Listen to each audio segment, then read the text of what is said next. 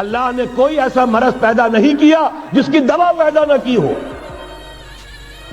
اسرائیل 1948 میں قائم ہو رہا ہے، پاکستان 1947 میں وجود میں آیا۔ 1 سال پہلے جیسے ماں کی چھاتی میں اللہ دودھ پہلے پیدا کر دیتا ہے، بچے کی ولادت بعد میں ہوتی ہے، یہ قانون قدرت ہے۔ اسی طریقے سے توڑ اس کا در حقیقت اسرائیل کا توڑ ہے جو پاکستان کی شکل میں وجود میں آیا۔